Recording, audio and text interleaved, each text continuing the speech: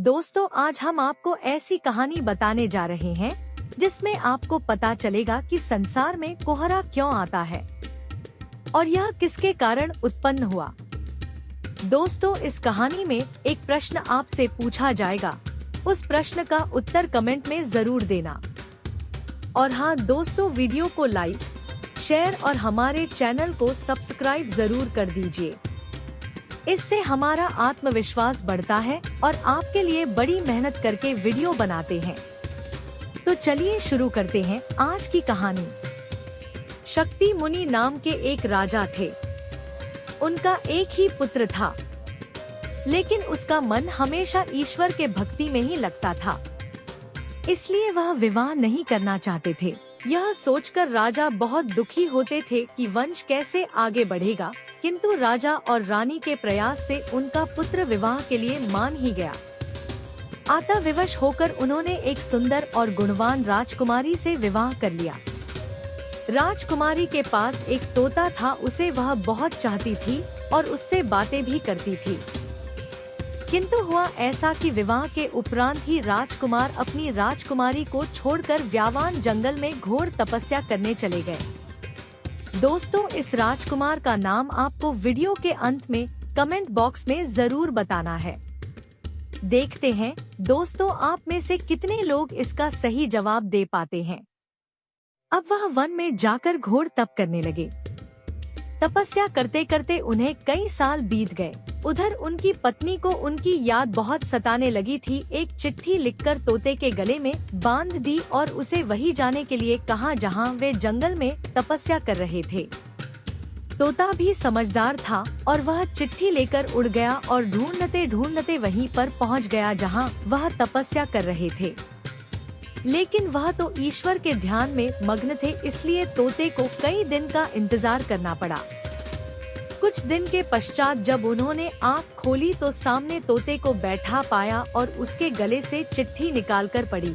उन्होंने सारा वृत्तांत समझकर पपीते की एक टहनी में कामदेव को एकत्र करके तोते को दे दिया और तोते से कहा कि रास्ते में तुम्हें ना तो किसी से बोलना है और ना कहीं भी किसी स्थान पर रुकना है। तोता कामदेव भरी पपीते की टहनी को अपनी चोंच में दबाकर उड़ चला। रास्ते में समुद्र पड़ता था, वही समुद्र के पास में बहुत से तोता इकट्ठे होकर उससे कोलाहल करने लगे। फिर तोते से भी बिना बोले नहीं रहा गया और जैसे ही वह बोला, टहनी उसकी चोंच से छूटकर समुद्र में गिर गई। इसी समुद्र में श्राप के कारण एक अप्सरा मछली बनी हुई थी। संयोग बस उसने ऋषि के द्वारा दिए गए कामदेव का पान कर लिया। कुछ समय पश्चात उसने एक बच्ची को जन्म दिया। अब ईश्वर की करनी देखिए कि इस समुद्र पर एक केवट नाव चलाता था, उसके कोई संतान नहीं थी। समुद्र से उस नवजात शिशु को पाकर वह बहुत खुश हुआ और उसे अपने साथ घर ले आया। फिर उसका लालन पालन करने लगा और उसका नाम सत्यवती रख दिया। देखते ही देखते वह युवा होने लगी। अब वह बहुत सुंदर दिखने लगी थी, किंतु उसके शरीर से मछली जैसी दुर्गंध आती थी, जिसके कारण वह दुखी रहा करती थी। एक दिन वह अपने पिता यानी केवट के लिए समुद्र तट पर भोजन लेकर गई और उनको भोजन खिलाने लगी। उधर ऋषि की तपस्या पूरी हो गई थी।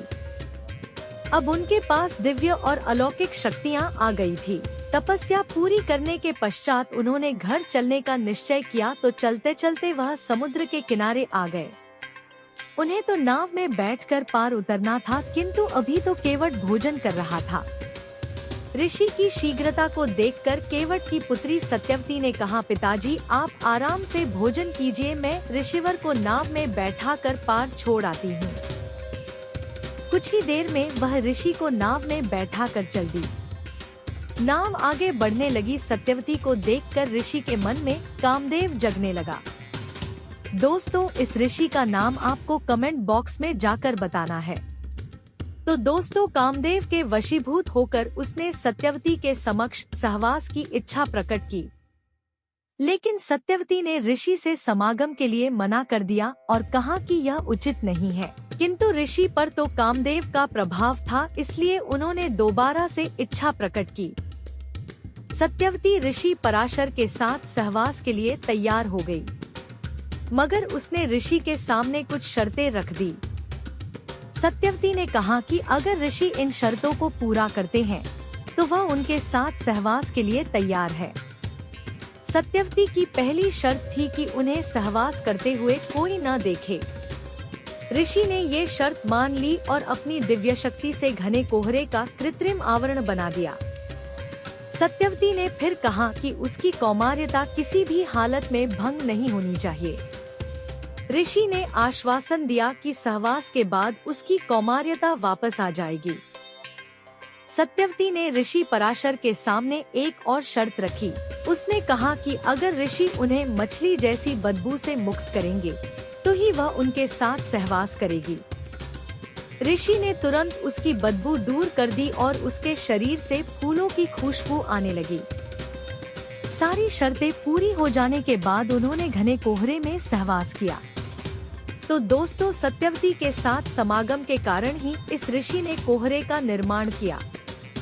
दोस्तों, यदि आपको यह वीडियो पसंद आई हो तो प्लीज हमारी इस वीडियो को अभी लाइक करें, शेयर करें और सब हमारे चैनल को सब्सक्राइब करें ताकि ऐसे ही अच्छी वीडियो मेहनत करके आपके लिए लेकर आते रहें और आपका मनोरंजन करते रहें। धन्यवाद दोस्तों। प्लीज लाइक, शेयर और सब्सक्राइब माय चैनल।